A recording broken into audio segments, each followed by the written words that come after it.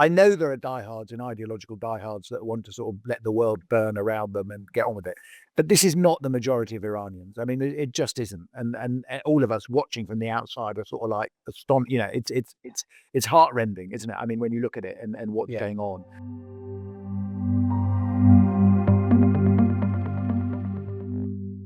Ali Ansari, it's great for you to join us today at Outpost Studios for our War Zones podcasts. We will have Tom Tugendhat joining us soon. He's actually live on Sky News as we speak. Such is the demand for commentary on this campaign war against Iran that everybody that has experience in the Middle East or served in the armed forces is being requested to do interviews. And none other than yourself, who really is one of the primary experts, I'd just like to ask you, we've been covering the military campaign, but we're on day 6, and there hasn't been a huge amount of discussion of what happens next. Where are the Iranian people at? What is the likely leadership outcomes, given that America keeps killing everybody within the IRGC and within the Ayatollah's network? I think this is the really important factor, and the factor that's going to decide, how this campaign works out in the longer term. And of course, it's extremely difficult because they've got an internet blackout, and it's extremely difficult to get news out of Iran. A number of people have Starlink devices, so there is some patchy stuff coming out. But then there are also problems in terms of people feeling speaking freely in the country. But there's it's early days yet as far as the regime itself is concerned. I think a lot of people are commenting about the resilience of the regime. I would say you have to wait and see. It's quite clear to me, even from the military campaign going on, that a measure of command and control is being lost. I mean, they're firing missiles and drones almost all over the place. I understand they fired into Azerbaijan today. They obviously fired into Turkey yesterday. Not clever moves, quite apart from the Arab allies. So I think, the question mark will be is what happens on the ground.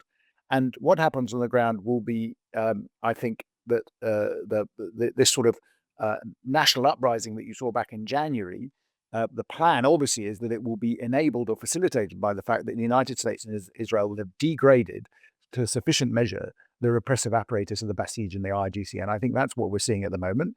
And we'll have to see, what people do on the ground. Certainly the stuff that's coming out and what we see is quite mixed. Obviously, people are very, very stressed. It's not nice to be bombed, obviously, but there's also sufficient evidence to say that people are also, astonishingly, it has to be said, very happy, obviously, that the US is doing this, and are quite happy that the regime itself is getting a pounding.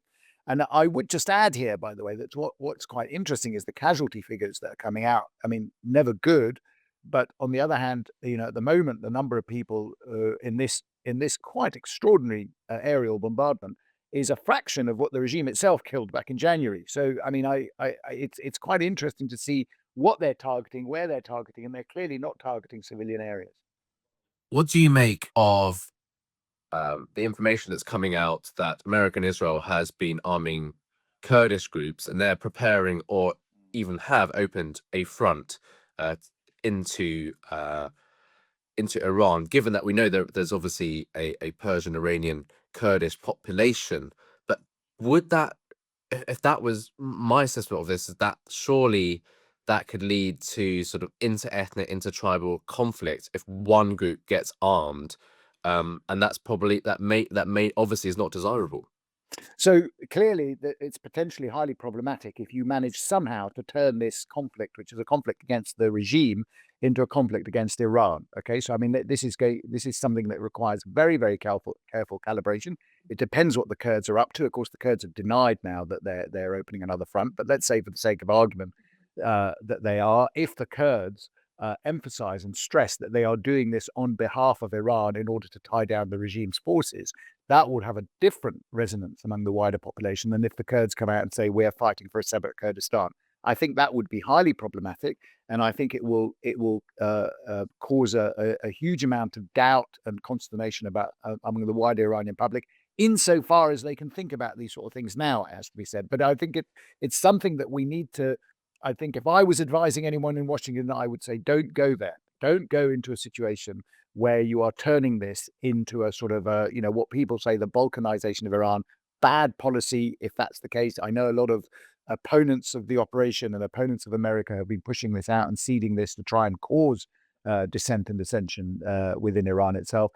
I think we need to be very careful and see how things are going, but also get the Americans and others to be very clear that is not their intention. I mean, that is not their intention at all. Tom, you're here. I am in Tom, Delhi. Tom, where are your priorities, Tom? I mean, what on earth are you doing on Sky? Is what I. Quite right. It was a grave error. Yeah. So yeah, what you're in Delhi? Is this a political trip, or is this part of a campaign of war? This is, well, the Raisina Dialogues are India's premier sort of foreign policy discussion forum, and you won't be surprised to hear there's a bunch of people here who are extremely focused on what's going on in the Middle East and in fact in the wider area. And there's a huge amount where people are deeply concerned that what we're seeing is an increasing amount of hostility in the region that they're finding hard to cope with. Now, I think one of the things that has struck me actually is quite how often people have mentioned that the UK doesn't seem to be pulling its weight in terms of protecting friends and allies. And it is extraordinary, whatever. And Ali set out brilliantly how people on the ground are seeing it. But I have to say, whatever you think of the war, whether you think it was a good idea to go in the first place or not, almost doesn't matter. The fact is, the Americans warned us 6 months ago, 5 months ago, whatever it was, ages ago, that this was likely to happen. And we don't have a ship in the Gulf. We don't have a ship in the Mediterranean. And so now our allies in places like the UAE and Bahrain are going, hang on a minute, mate. You've got bases on our soil. If you're not going to protect us, what the hell are these bases here for? Now, is it catastrophically over? No, it's not. But it's a real blow, and we need to recognise that we've let down our allies really seriously here, and we need to get back out there and start doing stuff to protect them. Now, before I do want to get political after this, I've been busy throwing the Conservative defence policies under a bus whilst on GB News this morning. Luckily for you, you weren't actually a minister at that point, so you don't hold blame. And I know you were on our side of court against defence cuts, but the major news from yesterday was I was in favour of raising the defence budget. Well, of course we know that. That's why we still talk to you. But the submarine sinking, the US naval submarine of Iris Dina. I think there's 2 points here. It's very Belgrano-esque because the Belgrano during the Falklands campaign was probably outside the exclusion zone, the theatre of operations, on its return to Argentina when it was sunk by a British submarine. And that was controversial, but ultimately probably the right thing to do. It sends a message that we're here to win. I think that's the message America's trying to get over. But this vessel, the Iranian vessel, clearly wasn't prepared, wasn't on operational mode. And was it transiting through Sri Lankan or Indian waters? This must have been a conversation that's come up since you've been in Delhi. So funnily enough, actually, it's come up very, very minorly so far, and it hasn't. Nobody's really registered it, but somebody did point out. Look, you've got the American airbase in Diego Garcia on the Chagos Islands, and this thing's sailing out of Sri Lankan waters, heading south. How far do you think the Yanks are going to let it go before it gets too close to Diego Garcia? Look, I don't know what the American thinking was. None of us do, but frankly, if I'd seen an enemy vessel coming towards one of my most important air bases, I think I'd have taken action against it. So, Ali, we have seen this. What Trump says, the people they thought they were going to negotiate with and might be potential interim leaders, he said, we keep killing them. And one that asked the question, well, no, who's running the targeting? If they're killing the people that might be leaders, or is it between Israel and America just relentless?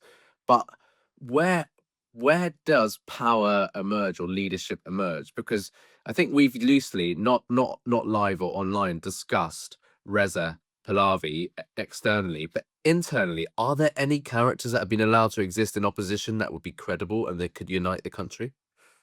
I mean, let me say something about the ship as well that was sunk. I mean, I think, one of I don't know what the actual approach was, whether it was completely caught by surprise or whatever. But I mean, I think, one of the things that we have to be slightly wary of is if there was an opportunity about, say, for the sake of argument, capturing it or bringing these people on board or whatever.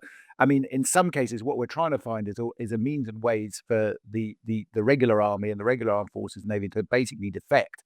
And this probably didn't help that. I mean, this is where I have some doubts about the somewhat expansive approach that Hegseth and others are approaching, the sort of merciless. So I think that's something that needs to be thought about very carefully in the Pentagon and others about how they're doing it.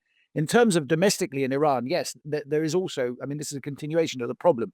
You need to find, obviously, people that you're going to be prepared to have some sort of dialogue with. And there are some people that have been left alive. I mean, Ali Larijani is one. I don't think he's a credible interlocutor, by the way, but they've kept him. Obviously, there's Rouhani and others that are still obviously not being touched. And there are a number of others who are much more on the dissident wing, like Mir Hossein Mousavi, the leader of the Green Movement, who's been under house arrest. So there is a sort of a domestic constellation of people. I think at the moment, of course, it's just too problematic for anything to happen. First of all, there are those in Iran, by the way, who think they're winning. Okay, so let's not forget that. So they're not prepared actually to take the off ramp at the moment. I think that will start to change, by the way, in the next week. But nonetheless, at the moment, there's a lot of gung ho bombast coming out of some of the talking heads in Iran. But there are, there will be, I think, people there who are being left basically untouched, who are what I would say not regime insiders necessarily. I mean, some of them will have been in terms of Rouhani, but they will now be pushed into the peripheries. And I think further out, I mean, I think what you got to look at is further out and see, who are those dissidents? Some of them are in prison at the moment.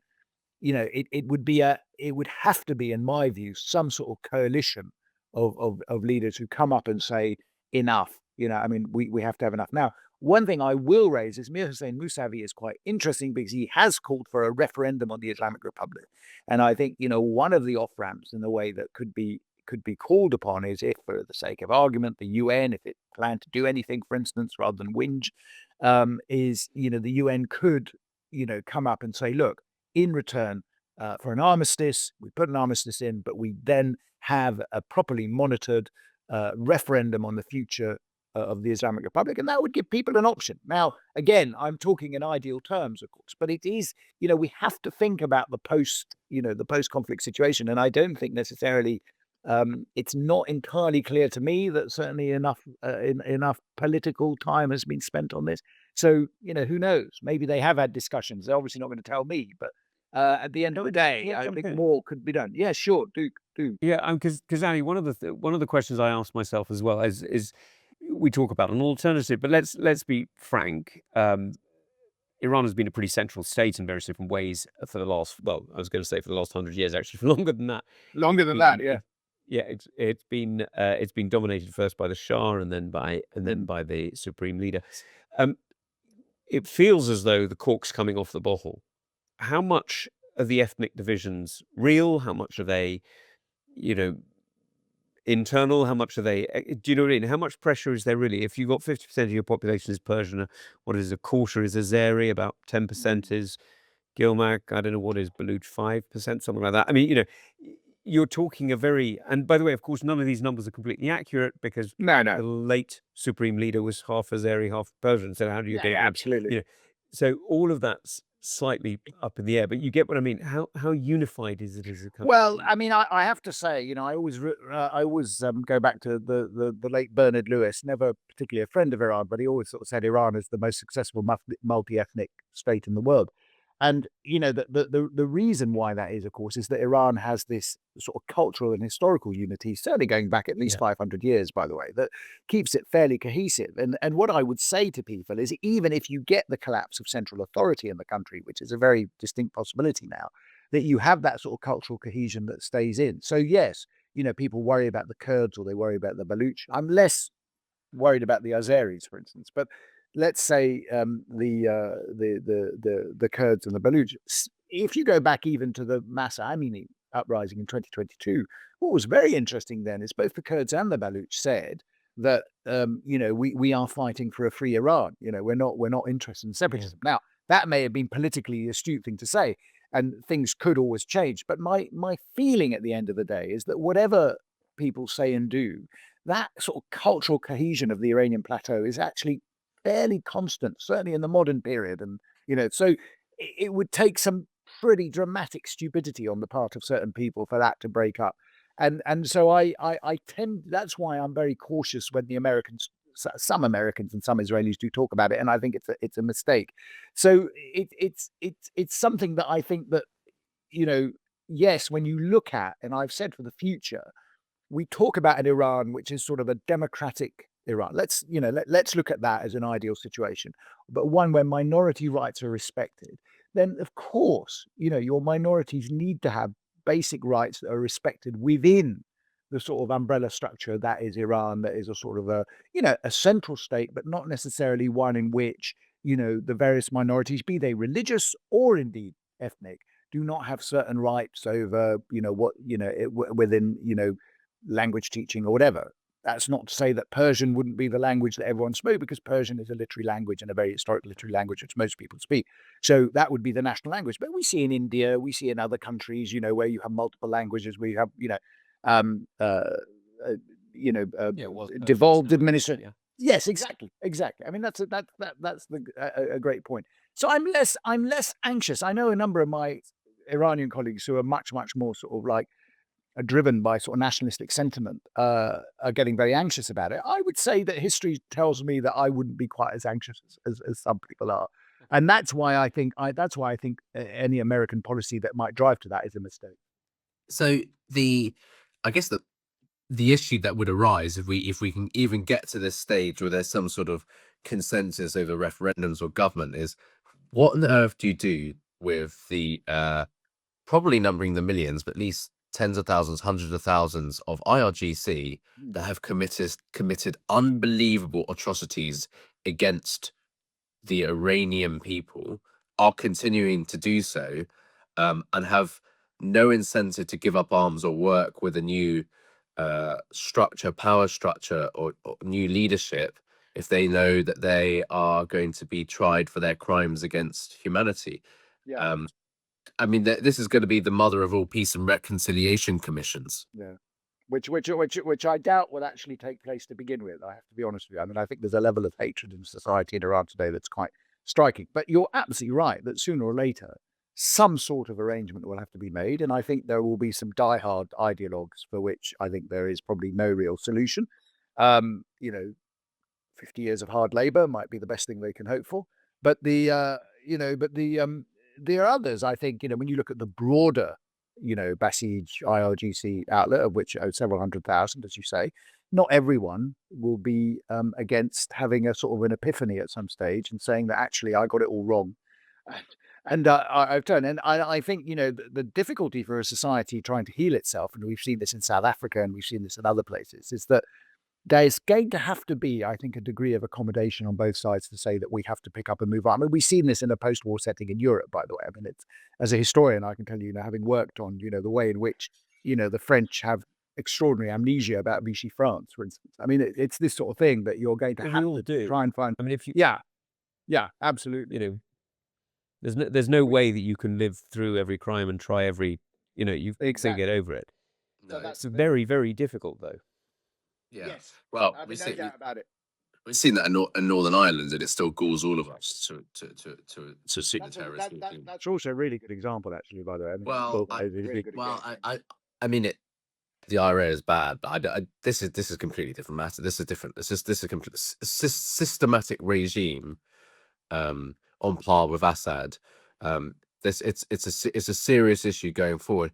I just want to go sort of slightly out of Iran and just look at what this might mean for the relationship between the Sunni Gulf Arabs and Israel, but also sort of Sunni unity, because it's probably the first time that if you think of the UAE, Omani, Saudi militaries, yeah, they've had some operations in Yemen, but this time, like, their soil has been attacked, and this sort of thing really unites a nation, and gives them strength. Where they are at, what this means for them individually, what this means for their relationship with the USA and with Israel. We can come to Britain later. I think when Ali goes off, we should talk about Britain later, Tom, because obviously we're in trouble. But just specifically what it means on the accords between Israel and the other Arab nations. Just before we get onto that, just did you notice that when the Saudis condemned the attacks, they referred to their sister nations who had also been attacked, and the first one they listed was the UAE. And given the fights that they've been having recently over the last couple of months, they could easily have put it at the back of the list, or chosen to just sort of generally mention the GCC. They didn't. They very specifically mentioned the UAE. I think you're right. I think this is pulling people together. Sorry, Ali, go on. No, I mean, do you want me to, I mean, first of all, let me say that I find the Iranian strategy quite bewildering. I mean, I know some people are trying to sort of rationalize it and say how marvelous it has been, and that, obviously they're letting the region burn. But actually, what the Iranian strategy has done is essentially created a coalition of the willing against them, of a lot of Arab states who, frankly, would rather have stayed out. I mean, that's the simple truth. The vast majority of their missiles and drones have been targeted the UAE. I mean, quite astonishing. I mean, not Israel, the UAE. I mean, think about it. And then also they attacked Oman. They then apologized for attacking Oman. Then they attacked it again. I mean, it's a sign, really, to my mind, that command and control in Iran is beginning to fracture quite badly. And IRGC has already admitted it. Actually, he said, we don't have control over our military commanders. Well, not a great sign. I mean, not a great sign of what's going on. And to echo what Tom has said, actually, my sense is I think the Qataris, although they've been quite coy about it, have already started hitting back at Iran. You have to imagine from an Iranian perspective how astonishing this is. Qatar, remember, the Iranians have a view towards the Persian Gulf sort of Emirates as basically that sort of tin pot little sort of Emirates of no relevance whatsoever. Here you have, actually, if you look at the Qataris, the Saudis and the UAE, I mean, Tom will be able to, as both of you will be able to talk to this better than me. But as far as I understand it, certainly with the UAE and the Saudis, their combined air forces and assets are pretty impressive in some ways. I mean, certainly they built them up quite a lot since, I used to go on various Manama dialogues, 20 years ago, whatever it was. I mean, this is developed. And I think the Iranians haven't really understood this. I mean, I don't think they've allowed their prejudice to get in the way, their sort of anti-Arab prejudice to get in the way of what's going on. They thought that all the Arabs are going to run off to the Americans and say, for God's sake, stop it, stop it. In actual fact, as Tom has quite rightly said, if you read these missives coming out of the Gulf Arab states, I mean, they're pretty torrid stuff. I mean, they're not compromising. And my guess is that they will sooner or later join in. I mean, they will join in the attack. They'll wait until I think some of the air defense is completely flattened. I mean, we're coming close to that, really, and then they will start to pile in. And it's an appalling situation from an Iranian perspective, obviously, and it shows huge strategic illiteracy as far as I'm concerned. It's Khamenei's last legacy, I have to say. This apparently was his plan. Well, great, but let's see. Well, I mean, we've discussed this on War Zones before. In fact, we discussed it last summer about Netanyahu and the Israeli plan to dismantle the Shia Iranian crescent across the Middle East. And they did a pretty good job of it last year, where Israel's done a very good job against Hamas and Hezbollah, and the Houthis have still been going. But really, what we're seeing now is that what it feels like the final death throw, especially with Lebanon, the Lebanese government's out saying we are now completely opposed to Hezbollah. You've seen the ground attack going in, albeit a limited one, from Israel into Lebanon. But their leadership's decapitated, their military ability is completely degraded. They've obviously lost Syria as well.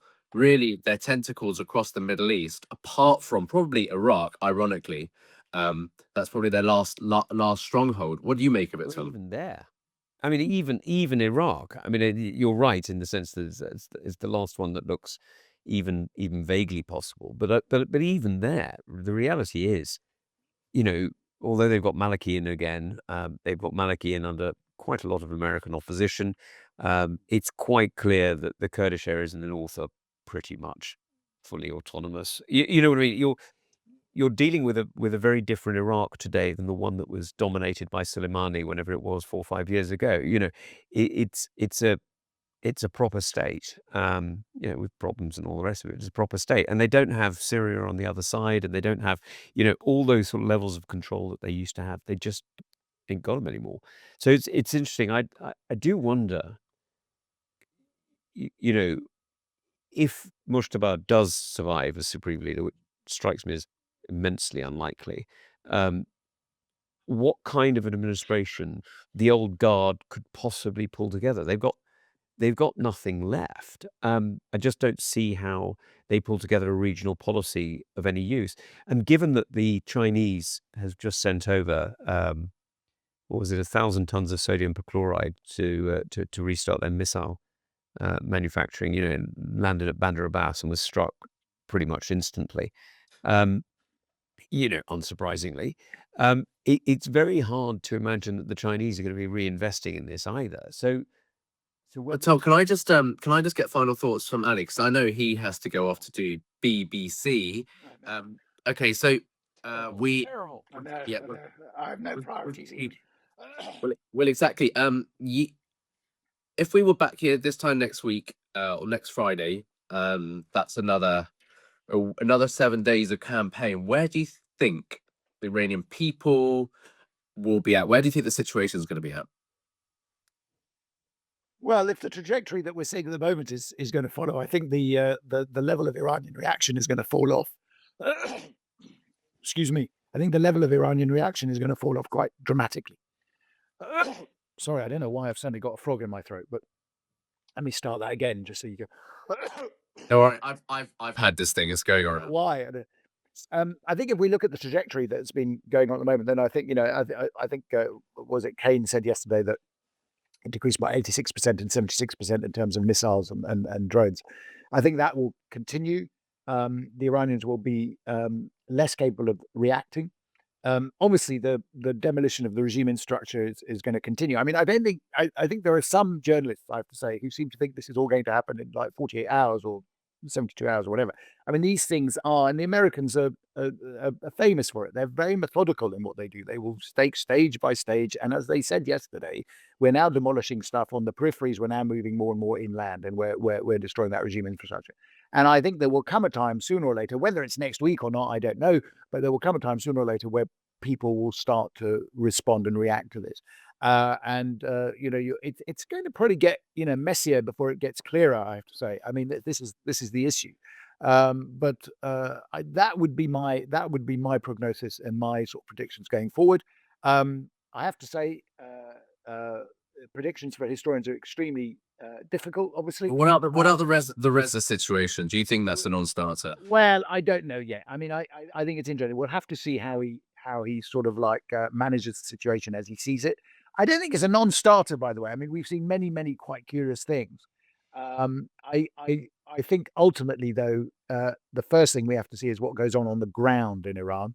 And, in some ways, Reza will be responding to that rather than certainly leading that. So that would have to be seen. But I do think initially, at least, you're going to have to see some sort of response on the ground and some sort of coalition of leadership who comes up and says, enough, we cannot go on like this.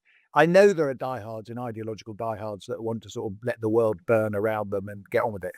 But this is not the majority of Iranians. I mean, it just isn't. And all of us watching from the outside are sort of like astonished. It's heartrending, isn't it? I mean, when you look at it and what's going on.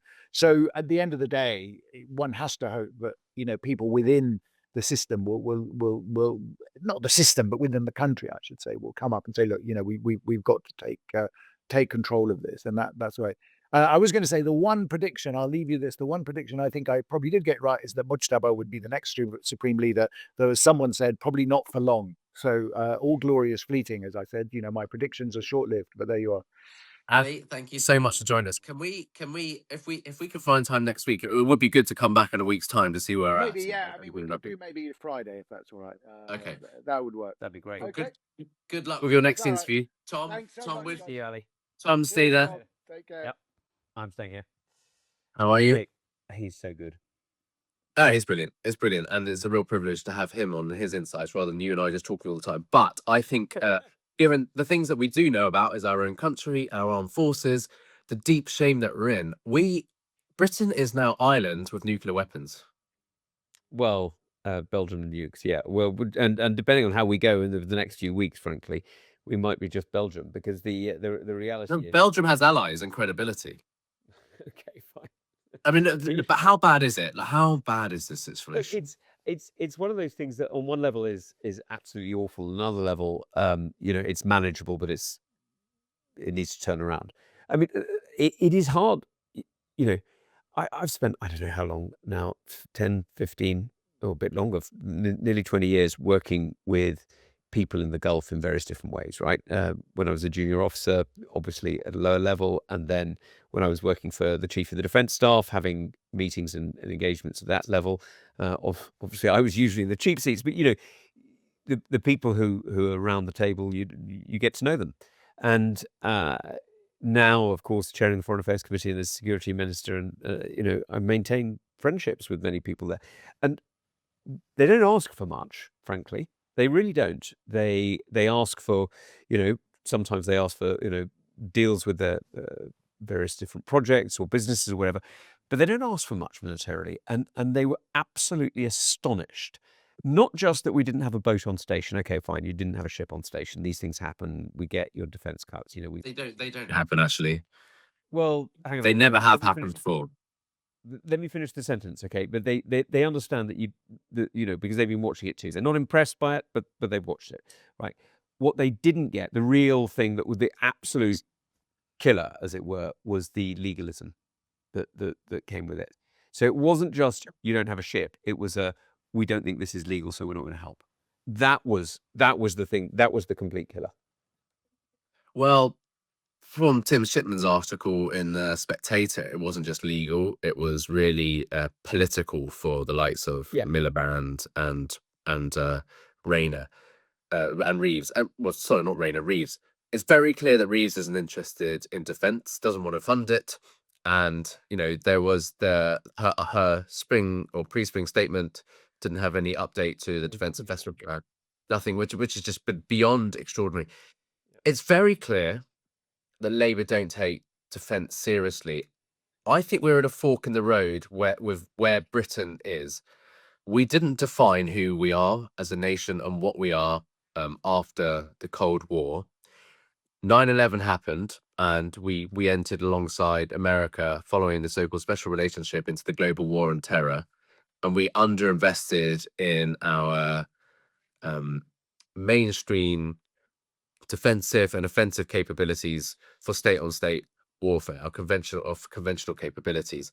We now face an option of do we rearm to get back to being able to operate in the Middle East, in the Atlantic, conduct NEOs, humanitarian operations, low-level coalition strike operations across Africa and the Middle East, as we've always been able to do up to about 2010, when George Osborne and David Cameron decided to begin the disarmament process of Britain. Do we rearm and reindustrialize, which of course I'm in favour of, you're in favour of, or do we go down the Belgium route, and which I believe is the Labour policy, and tie ourselves into the NATO first strategy, where we're just a small part of the European northern flank, and we provide a bit of naval and specialist capability around our islands, probably no further north really than the Arctic, and certainly no further south or east than Gibraltar, which means we have a very small Royal Navy, a small army, and everything really is tied into the joint commands of future European army and NATO, which is much more cost effective. But I think that's the only two options, and that's the Labour Green option. Well, Green isn't an option, but that's the Labour Lib Dem place. And I think I would say the Conservative Reform place, where you and I are from Conservative Reform, is we need to rebuild, rearm. We need to be proud as the 5th largest economy in the world. But do you think that's fair? That's the junction. I think that's basically the junction, right? And there are nuances on it, and they'll say no, they didn't mean it. But actually, when you look at the defence decisions that were taken under Brown and Blair, that's when we, in inverted commas, got the 2 carriers. Yeah, sure, we got the 2 carriers, but at the sacrifice of 6 destroyers. I mean, no. So SDR 1997 under George Robertson gave us a full suite, a full navy capable of deploying. Yeah, and it got salami sliced because of the global war on terror, and then Starmer, and so then Osborne and Cameron came in and just went bang. Let's take it. I think it was salami sliced actually when you look at the cuts in the ship capabilities. That was really in 2007-8, and you can say it's because of the global war on terror, but it was that destroyed quite a lot of shipbuilding capability in this country and made it much, much harder to maintain. And it ended up meaning that instead of getting ships off the peg, if you like, every ship was turned into a sort of Savile Row suit where you were practically retraining the tailor every time you wanted a new button, and it just got much more expensive because if that's the way you build, it just doesn't work. And then you've got this is a much longer conversation, but then you've got a pattern of the way in which the civil service changed. And so you have much shorter times on post and you end up, with procurement contracts that simply don't work. But look, forget about that. The basic choice is, what do you do?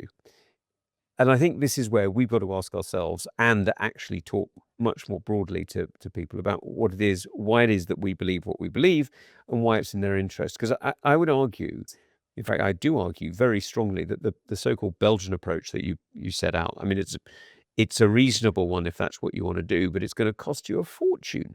It's going to absolutely decimate you. If you think the UK insurance industry, which, by the way, generates a huge amount of taxation, which pays for schools and hospitals and all the rest of it, is here because we look good or because we're in the Northern Atlantic. No, it's because we're an integral part of a defense environment.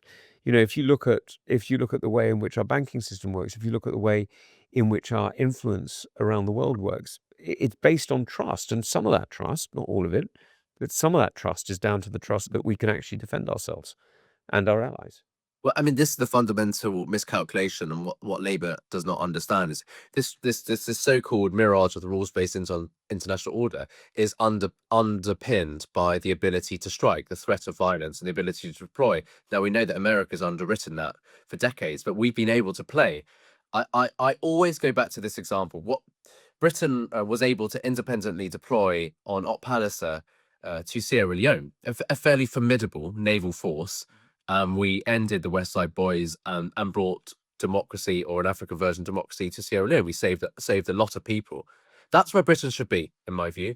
And I want to set out a case that Britain completely rearms, reindustrializes core capabilities that are needed militarily.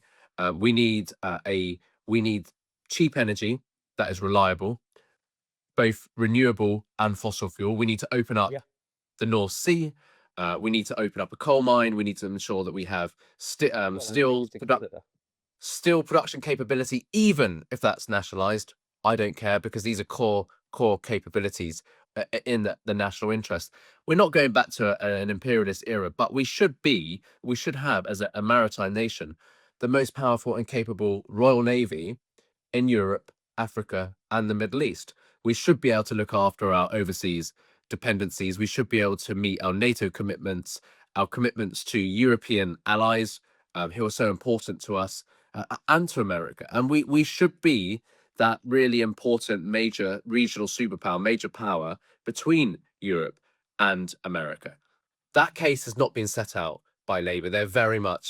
It is a disarmament program. And I think it's really important that Reform UK and the Conservative Party lay out that we will reindustrialize and rearm. But this is going to cost a lot of money. This is the 60 billion a year that we say we spend on defense. It's not 60 billion. A lot of it goes on pensions. A lot of it's most of it, a huge part of it's taken by the nuclear deterrents. We've got to be honest. We can't afford mass welfare. We can't afford the triple lock. 20 to 25 billion a year is going to have to go into reindustrialization and rearming. But it will pay dividends in security, in power, in prosperity, in supporting shipyards. We've got to make that case. But I agree with you. But you know what Rachel Reeves set out in her spring statement? This was so galling. We're spending about 300 and something billion on welfare at the moment. She's saying it's going to go up to 400 billion. I mean, seriously, another 100 billion on welfare. I mean, forget about the waste of money. That's it's turning people from free citizens into slaves of the state. Basically. That's the whole point of socialism. But that's called socialism. I know. That's right. I get it. I'm just saying it's a really bad idea. But it's also costing our defense. And these people should be proud soldiers, sailors, airmen, working in, businesses that support us in various different ways. And instead they're being destroyed. And it's an abject dereliction of duty to see people being turned from being free citizens into such drones of the state, when actually what we need people to be engaged. We need people to be part of a new society, and we can do it. So, even if we did have the money available in the next 6 months to start rebuilding, to rebuild British credibility and capacity, we're not going to be back on the global stage with any credibility to America or Europe anytime before 2035, 36.